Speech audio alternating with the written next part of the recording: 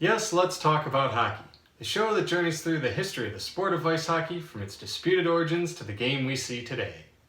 With the threat posed by the establishment of the new World Hockey Association, which was set to commence play in the fall of 1972, the NHL began turning the intent of their expansions from simply growing the league to blocking the WHA from setting up in particular markets. So, for the 1972-73 season, the NHL introduced two new teams.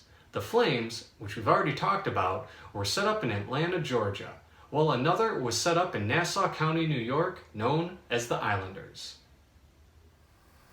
Following the completion of the Nassau Veterans Memorial Coliseum in 1972, the WHA looked to locate its New York Raiders franchise there for the league's inaugural season. But since Nassau County officials did not consider the WHA a major league, they worked with the NHL to hastily award a new franchise to clothing manufacturer and owner of the ABA's New York Nets, Roy Bowe. Since the new club was based in Long Island, they took the name the Islanders, and on October 7, 1972, the puck dropped on the club's very first game. Unfortunately, their season opener would end in a 3-2 loss to their expansion brethren, the Atlanta Flames. However, the Islanders would tally their club's first ever victory in their next game with a 3-2 win over the LA Kings. Unfortunately, the rest of this young club's first season did not go well. The Islanders only managed to win 11 more games the rest of the year for a record of 12-60-6, setting an NHL record for most losses and worst overall record in a season. In the offseason, though, GM Bill Torrey continued to focus on building the club through the amateur draft as opposed to making trades for veteran players, stating, "We're not going to beat this team next door by taking the cast-offs from other teams. We'd have to develop our own stars." This is where the Islanders' last place finish became useful, since they were granted the first overall pick in the 1973 amateur draft. Despite numerous trade offers for the pick, Torrey held on to it and used it to select Ottawa 67 star defenseman Dennis Potvin. Additionally, Torrey was able to sign former St. Louis Blues coach Al Arbour as the Islanders' new head coach. However, despite allowing 100 fewer goals against, showing a 26-point increase in the standings from the previous year, and Dennis Potvin's 54-point performance earning him the Calder Trophy for Rookie of the Year, the Islanders still finished at the bottom of their division, and league-wide only had a better record than the California Golden Seals. When the 1974 amateur draft came around, Torrey again used his first two picks wisely, plucking Regina Pats forward Clark Gillies in the first round, and Swift current Broncos center Brian Trottier in the second round. Bolstered by the addition of Clark Gillies, as well as more standout performances by Potvin, veteran Ed Westfall, and the duo of Billy Smith and Glenn Chico Resch, the Islanders made a huge turnaround in the 1974-75 season, finishing third in the Patrick Division with a 32-point increase from their performance the previous year. Entering the playoffs for the first time, the Islanders faced their nearby rival, the New York Rangers, for a best-of-3 preliminary round series. There was no such thing as home ice advantage in this matchup. The Islanders took games 1 and 3 at Madison Square Garden, with Game 3 ending in dramatic fashion 11 seconds into overtime thanks to J.P. Parise's goal that gave the Islanders their first ever playoff series win. In the quarterfinals round against Pittsburgh, the Islanders dropped the first 3 games of the series, putting them on the verge of being swept. However, New York rallied to win the next 4 games to become only the second team to come back from a 3-0 deficit to win a best-of-7 series. Continuing their unbelievable run, the Islanders were pitted against the defending Stanley Cup champions from Philadelphia for the semifinals.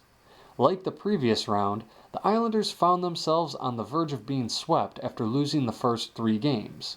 But, once again, New York rallied, winning the next 3 games to force a Game 7.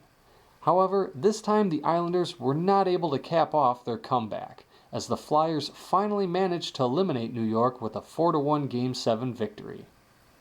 Over the next 2 seasons, the Islanders continued their climb in the NHL's ranks, finishing second place in their division both years with over 100 points in the standings. Additionally, a few players even brought home some individual hardware, with Dennis Potvin winning the Norris Trophy for Best Defenseman in 1976, ending Bobby Orr's 8-year streak, 74 pick Brian Trottier taking the Calder Trophy for Rookie of the Year in 1976, while also setting records for assists and points scored by a rookie, and team captain Ed Westfall being awarded the Masterton Trophy for perseverance and dedication in 1977.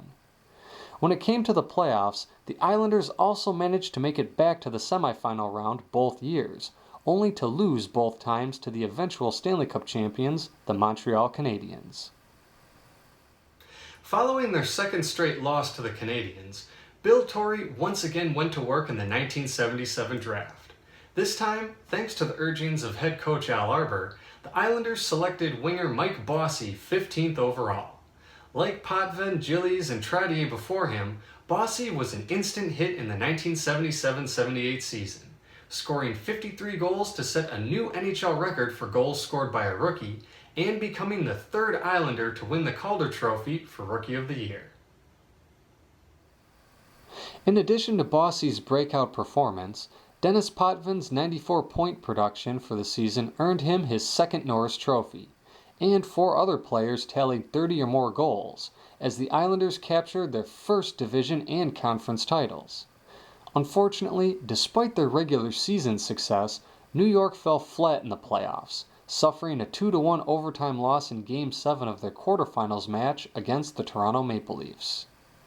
In the 1978-79 season, the Islanders continued to be showered with awards, as Dennis Potvin and Brian Trottier brought home the Norris, Art Ross, and Hart trophies, and head coach Al Arbour took home the Jack Adams Award for Coach of the Year.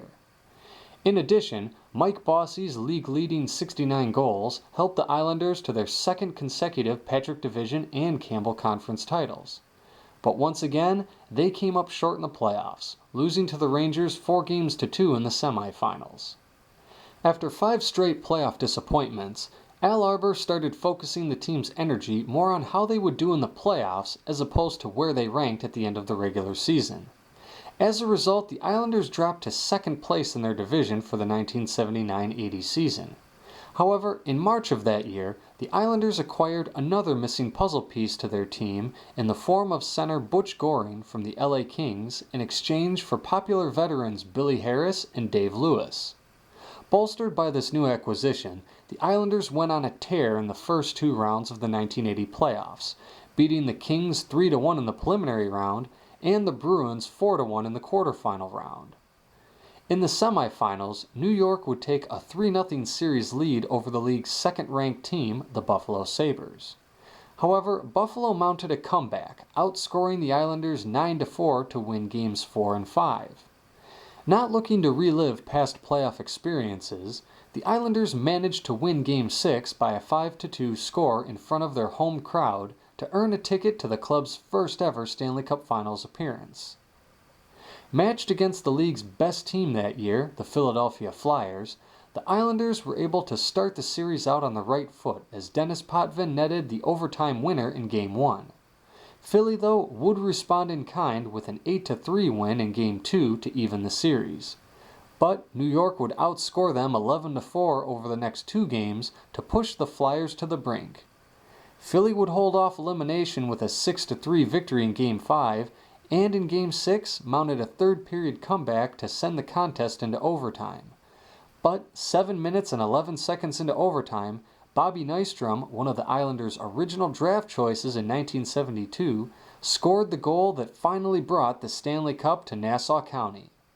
Not only had Torrey's method of building a championship team through the amateur draft finally paid off, but with players like Stefan Persson and Anders Kalur on the team, the Islanders also became the first NHL team to win the Cup with Europeans on their roster. Over the next 2 seasons, the Islanders were the dominant power in the league, capturing 2 consecutive division titles, 1 conference title, and 2 more Stanley Cup titles to make 3 in a row. In addition, Mike Bossy became only the second NHL player to score 50 goals in 50 games during the 1980-81 season, and goaltender Billy Smith would take home the Vezina Trophy for best goaltender in the 1981-82 season, while the Islanders would also set a record with 15 straight wins that same year. In the 1982-83 season, the Islanders once again found themselves in the finals defending their title, but this time against a talented young team from Edmonton that featured the game's newest superstar, Wayne Gretzky. While New York put up 17 goals this series, the story was the mere 6 goals that they allowed, as goaltender Billy Smith kept Gretzky and most of his team off the scoreboard to lead the Islanders to their 4th consecutive cup and earn the Conn Smythe Trophy for himself as the playoff MVP.